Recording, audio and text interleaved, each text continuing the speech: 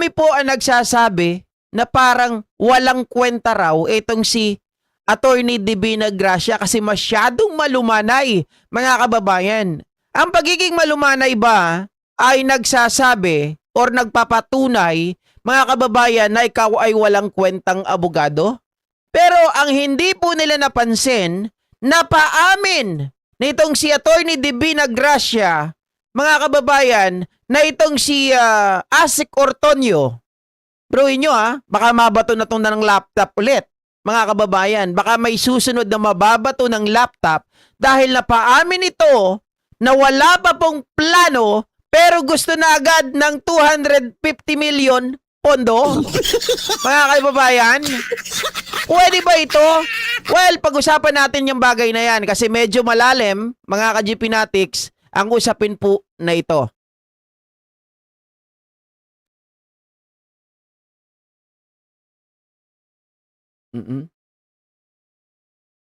Ito, pwede ito i-play. Nag-request kayo ng confidential fund in August 2022, wala pang nape-prepare na physical and financial plan. Tama ba? Yes. And this physical and financial plan was also approved only on September 16, 2022 as shown by the box bearing that date with the printed words approved by. Tama ba? Yes, based on the document. Based on the yes. document. At dyan sa box na may nakasulat na approved by, may pirma ulit. Above the printed name, Sara Duterte. Yan ay pirma ng Vice President. Siya mismo ang pumirma niyan. Tama ba? Yes, that's her signature, ma'am. At dahil walang naka-countersign katabi ng kanyang signature, tama ba na yung dokumento na yan went straight to her without yourself or anyone reviewing that for her? Tama ba? I can just personally say, ma'am, that the document, ma'am, did not pass through my office. Okay. Before you continue, Counsel, the court noticed that the signature of the Okay, so iba na yan, mga kababayan, tungkol na doon sa pirma ni VP Sara Duterte. Pero ang point natin dito, nagtanong si Divina Gracia, si attorney, mga kababayan, na paano nangyari, wala pang financial plan, pero nag-request na kayo ng confi fund sa DBM, mga kababayan. Ang lumalabas kasi, sila ay gumastos na, no? Gumastos na. So, ang practice kasi, 'di ba, pag nagkaroon sila ng cash advance sa DBM, mga kababayan, ibinibigay ito sa isang opisyal. Na kung sino yung opisyal na 'yon dito sa Special Disbursing Officer. Now, gagastusin itong pondo, mga kababayan, base doon sa kanilang financial plan. Tama? Yun ang ipambabayad doon. Pero, ang dating kasi dito, lumalabas na gumastos na sila. Gumastos na sila. Okay? Walang plano mga kababayan. As in, walang plano. Pero nanghingi na sila ng pera. Pero, sa mga sumusunod na tawag dito, na pag-iimbestiga, na pag-interpolate, pag-cross-examine, mga kababayan, ni Attorney Divina Gracia, lumalabas ngayon na napaamin itong si Asik Ortonio na sila, mga kababayan, ay parang meron nang nangyari. Okay? Meron nang nangyari. Doon sa nangyari na yon, nagawa na yung kanilang activity, mga kababayan, yung katulad ng gathering information, buying supplies, something like that, mga kababayan. Tapos, bigla na lang po, huli na, mga kababayan, nung dumating yung pondo, saka po lang nila binayad doon sa kanilang bulsa. Sa makatuwid, para sa akin, mali ito kasi parang reimbursement ang dating. Hindi po nila, mga kababayan, nasunod yung joint circular. Paano po, mga ka-GPnatics, nangyari ito? Ito yung paliwanag dyan.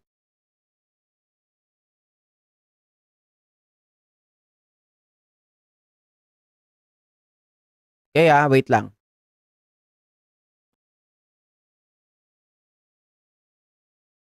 Eto. ABS-CBN kasi kaya ingat ako dito eh.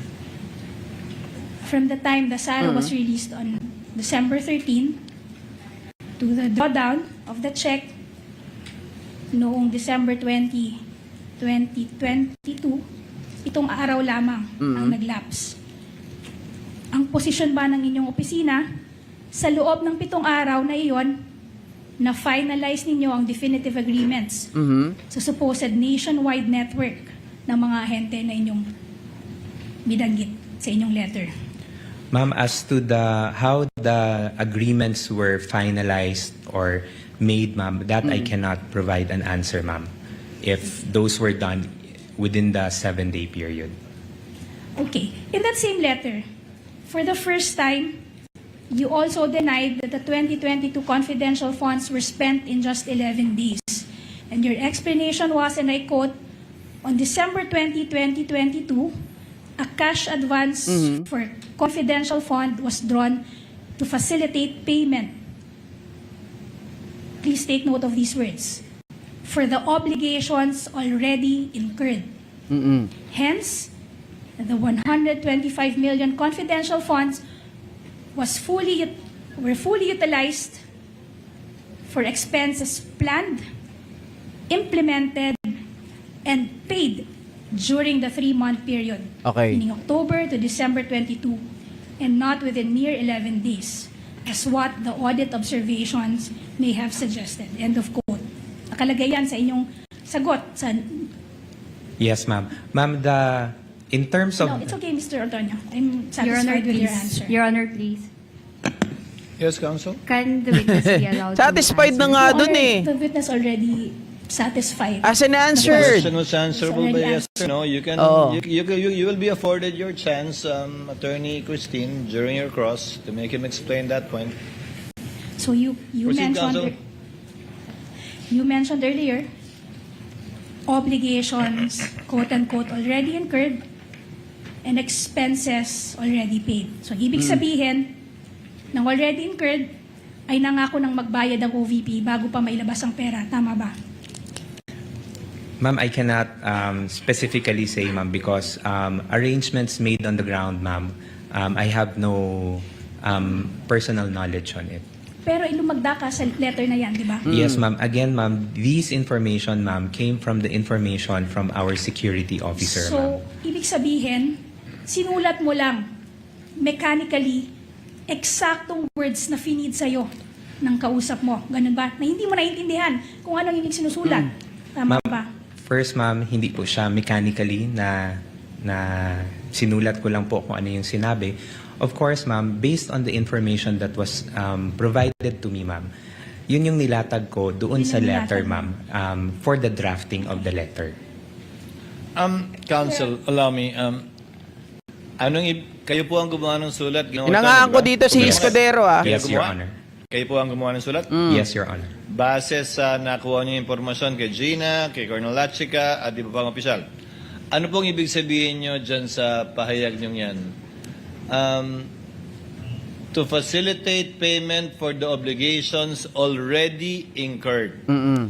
Ibig sabihin, may utang na, babayaran na lang.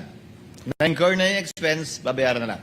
Sir, based on what was shared to me, sir, hindi siya utang, no? But arrangements have been done on mga activities that will be done, and then the payment will be done once the money would be available already. Mr. Ortanya, what do you mean by obligations already incurred? Anong ibig sabihin para sa inyo nung sinulat niyo yon? Obligations already incurred. Lumubog sila arrangement- rito. Ang salita, bayarin. Ano, sir, what I meant on this statement, sir, is that there are already arrangements that have been coordinated, sir, prior to the release of the funds. When you say arrangements nga, may pinangako ng bayaran, hindi pa lang nababayaran. Bayarin. Obligations already incurred. May obligasyon na. May pangako na bayaran. Yun ba yun? Sir, hindi siya pangako, sir, na bayaran, but meron na siyang mga, how do I explain it, sir? Parang meron ng arrangement, sir, that will be done, and then yung payment, sir, will be once available na siya. Sir, in the ordinary course of meaning, that's how you define obligations already incurred that you wrote? Yes, sir. Based on how I understand the information, sir, that's how I indicated it in the letter. That's his answer, Counsel. You may Sa sobrang talino ng kampo ni BP Sara Duterte, mga kababayan, hindi na nila mismo naiintindihan kung ano yung mga wordings, phrasing na ginagamit nila. Ganito lang yan. Tama si Ma'am Arda yan. Kanina ko pa binabasa yung kanyang comment, no? Mga kababayan, kasi sa pagdating po sa tawag dito, mga kababayan, sa usapin ng confidential funds, dapat ang normal po na nangyayari, no, mga kababayan. Ang una niyan, syempre may financial plan. Tama? May financial plan. Tapos, ngayon, hihingi ka ng pondo sa DBM. Magre-request ka. Hingi ka ng confidential funds. Ganon, mga kababayan. Tapos, ang magyayari, pag nanghingi ka ng confidential funds, tawag doon cash advance, 'di ba? Saka ngayon, gagastusin yung cash advance para sa mga aktibidad na nasa aprobadong plano. So, kailangan talaga ng master plan. Kailangan nila ng physical and financial plan muna. Manghihingi ng cash advance. Yung cash advance, gagastusin mo ngayon sa physical and financial plan. Tapos ngayon, ililiquidate mo yon kapag nagastusan mo na yung nasabing plano. Ngayon, ang nangyari dito, yung sinasabi mga kababayan na obligation already incurred, nahirapan kasi silang ipaliwanag eh. 'Di ba? Pero in layman's term, yung sinasabi dito na ang obligations already incurred ay gastos o pananagutang nagawa. Nagawa na bago pa ibigay ang cash advance, mga kababayan. Ginawa na nila. Sa makatuwid, parang ginamit yung confidential funds upang bayaran yung mga nagastos na, kasi ikaw ba naman papayag ka, mga kababayan sa akin kasi ang pagkakaintindi ko, may gumastos na sila, nagawa na, nangyari na. Tapos hindi mo babayaran agad. Ang dating kasi sa akin, kumuha sila ngayon ng pera galing sa kanilang bulsa, yun ang pagkakaintindi ko. Tapos nung lumabas, dinabayaran nila yung mga tao. Nung lumabas yung cash advance o yung confidential funds, saka pa lang nila ipinantapal ito. Mga kababayan, ang dating ngayon is reimbursement. Parang nire-reimburse lang nila yung pera. That is why may isang instant dyan na sinabi ni BP Sara Duterte, kahit ng mga tao niya, nung sa House of Representatives, ang sinabi nila, kasi tapos na po nangyari. Tapos na nangyari. Nabayaran na yan. Kumbaga ipinantapal na lang yung confidential fund. Pinambayad na lang kasi inabunuhan na. Mga kababayan, yan po ay hindi na naman nakasaad sa joint circular. Kasi ang cycle niya, gumastos muna sila ng ibang pera, nakatanggap ng confidential fund, saka ibinalik o ipinambayad sa unang gastos. Reimbursement ang tawag doon, mga kababayan. Hindi na nila nasunod na naman yung joint circular. Ito talaga, literal na may sariling libro. Literal na may sariling joint circular. 'Di ba? Sabi ni Romeo Palado, re-reimburse nga ni. Mali po yung guys. Mali po yung kanilang ginawa. Bawal po na kailangan mauna yung gagawin mo bago dumating po yung pondo. Kailangan ang structure, physical, financial plan, tapos saka ka kukuha ng pondo, saka pagkatapos nakuha yung pondo, saka mo gagastusin, saka magli-liquidate. Hindi pwedeng mga kababayan, may financial plan. Oh. O kaya ginawa mo na lahat. Kung ano-anong gusto mong pinagagawa, eto hindi pwedeng pagantayin yung yung information eh. Hindi pwedeng antayin yung pag-gather ng impormasyon. Baka kasi may mga NMA, 'di ba? Baka delikado sa pagtataniman ng mga puno ng seeds para maging puno, 'di ba? Baka kasi yun ang sabi nila 'di ba? Ginamit daw mga kababayan. Tiningnan daw muna yung lugar kung may mga NPA bago nagtanim ng puno, 'di ba? Natatawa nga ako dun sa explanation nila na yun na pagtataniman ng puno, tiningnan muna kung may mga NPA. Visit na yan. So, mga kababayan, ang ginawa nila, ginagago tayo. 'Di ba? Ginagago tayo.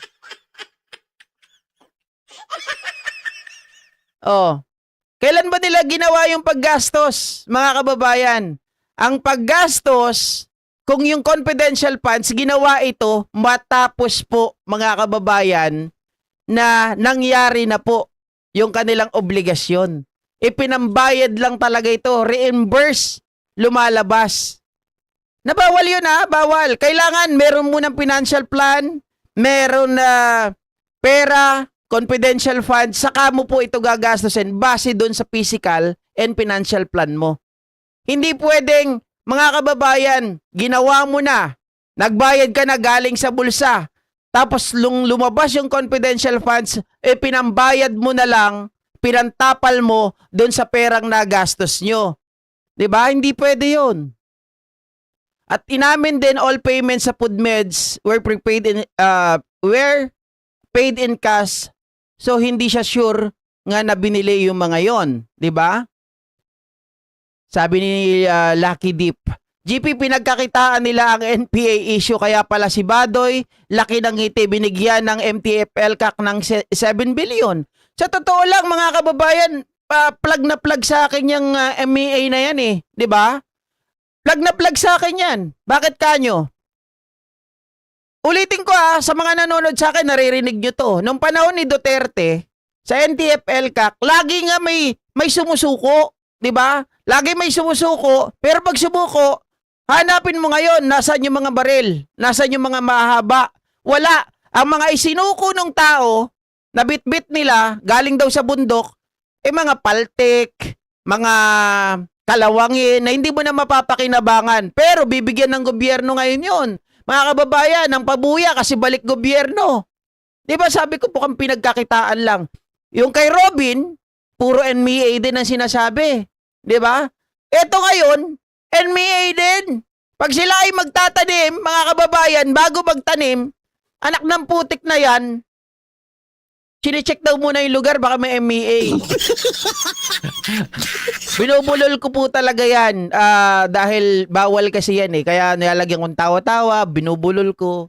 Diyan po nasira yung isang channel ko. Di ba? Ate Cho lang sa DNR, kaya may confi fund din. Kay Sara lang po. Kasi bago daw sila magtanim, bini-verify muna nila yung lugar. May FBA. Di ba? Tapos sasabihin nila si Attorney May, di Binagracia, ay walang kwenta. Pero mga kababayan, yung mga maliliit na points na yon, nakita niya. Hindi lang yan, mga kababayan, ang pag-uusapan natin. Eto pa. 3.5